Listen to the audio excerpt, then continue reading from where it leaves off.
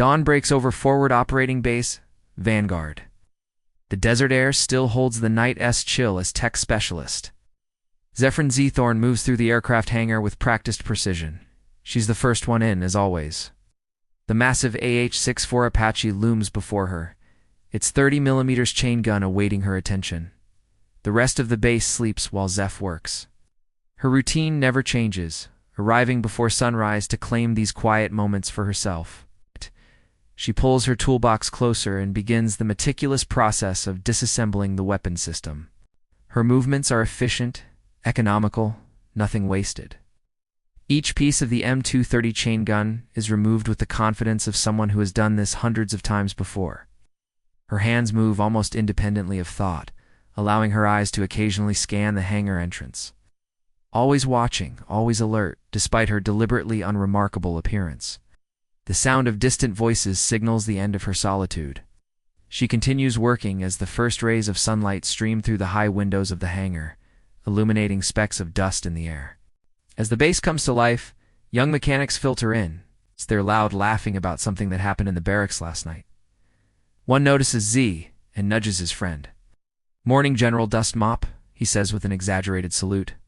The others laugh. It doesn't react, continuing her work as if she hadn't heard. When she reaches for a specialized tool, the sleeve of her uniform pulls back slightly, revealing a small scar on her wrist, the kind that doesn't come from mechanical work.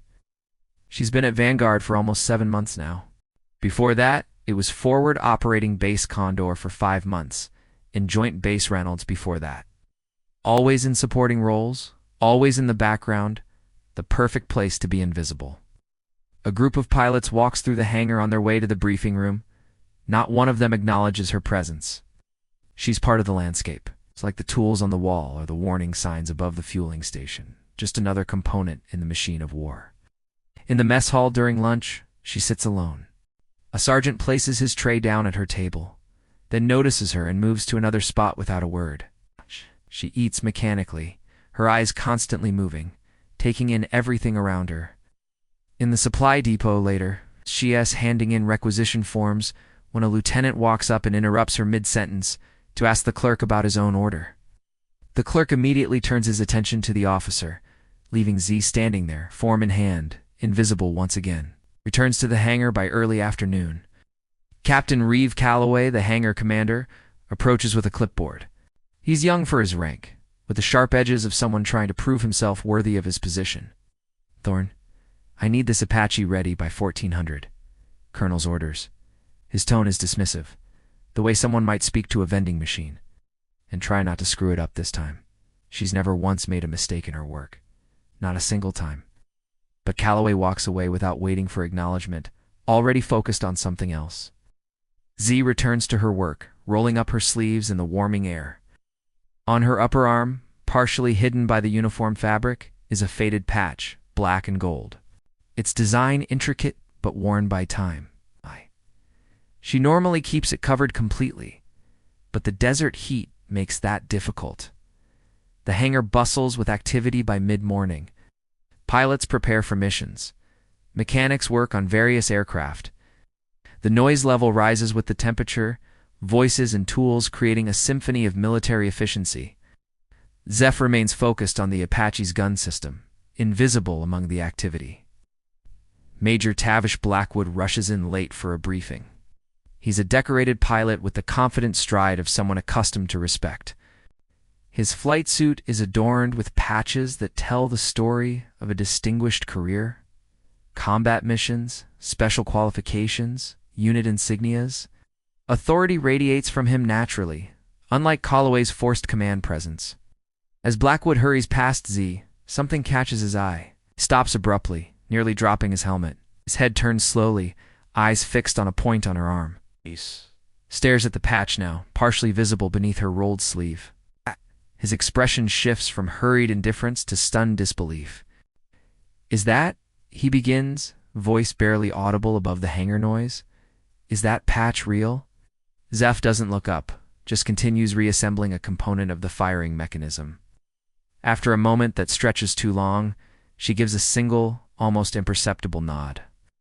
Blackwood places his helmet down slowly, approaching with newfound caution, his earlier rush forgotten completely. Talon Division, he whispers, you were Talon. She remains silent, hands still moving with mechanical precision.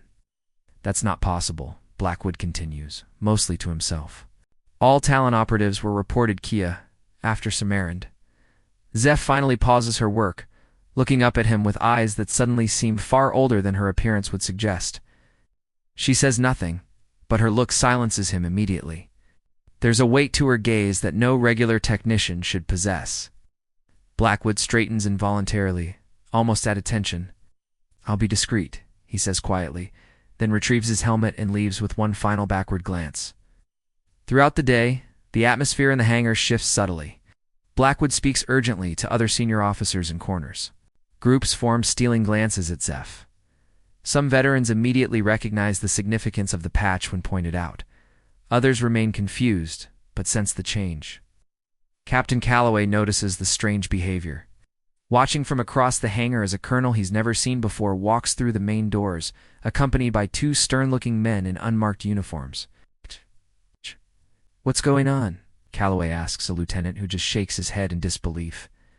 That woman, the lieutenant whispers. The one cleaning the Apache? She's wearing a Talon patch. A what? Eagle Talon Division. Most classified unit in Special Ops history. They were ghosts, in places even Delta Force wouldn't touch. Calloway scoffs. That's ridiculous. She's just a tech. Been here for months. That's what makes it so strange, the lieutenant replies. If it's real, she's not just some tech. She's a ghost. Calloway's confidence wavers as he notices senior officers gathering, all focused on the unremarkable woman he's been ordering around for months. The woman he's ignored and dismissed. The woman who's been maintaining million-dollar weapon systems without ever making a single error. By late afternoon, the hangar has developed an unusual quiet. Normal operations continue, but conversations are hushed. Every eye eventually finds its way to Zeph, who continues working as if nothing has changed. A group of young airmen who normally joke loudly near the tool crib stand in uncharacteristic silence. When Z walks past them to retrieve a calibration device, they straighten their posture without seeming to realize it. The day ends with Z still working, seemingly oblivious to the growing tension around her. She completes the reassembly of the chain gun, performing a function check with practiced ease. But those watching closely enough might notice that her movements have changed subtly. More alert, more ready. The pretense of being ordinary has begun to slip away. As she packs her tools for the day, she glances toward the hangar entrance where two military police officers have taken up positions. They weren't there this morning. She looks at the patch on her arm, then pulls her sleeve down to cover it completely. She knows the quiet days are ending. The whispers will become questions. Questions will become orders. And what she's been preparing for all these months will finally begin. Late afternoon sunlight slants through the high windows of the hangar, casting long shadows across the concrete floor. Base Commander Colonel Austin Mercer arrives with his aide, ostensibly for a routine inspection. His weathered face gives nothing away, as his eyes immediately find Z working on the Apache. Colonel Mercer is not a man who visits hangars without reason. His presence alone causes personnel to stand straighter, voices to lower. He studies the patch on Z's arm for a long moment before whispering to his aide, who nods once and hurriedly leaves. Z continues working, but her body language has shifted slightly. Her movements remain precise, but there's a new tension in her shoulders. She's aware of being watched, aware of what's coming. 3 military intelligence officers enter the hangar minutes later, speaking briefly with Colonel Mercer, before positioning themselves near the exits. They wear standard uniforms, but carry themselves differently. Hunters among soldiers. The regular personnel sense the tension and give the Apache a wide berth. Major Blackwood approaches Colonel Mercer, standing at attention briefly before speaking in hushed tones. "Sir, is it really her? Or confirming now?" Mercer responds quietly. "Pentagon's pulling the classified files. If it's genuine, this changes everything about Operation Sandstorm. If she's who that patch suggests," Blackwood says, glancing toward Z, "she should be running this base, not maintaining our aircraft." Mercer's expression remains neutral.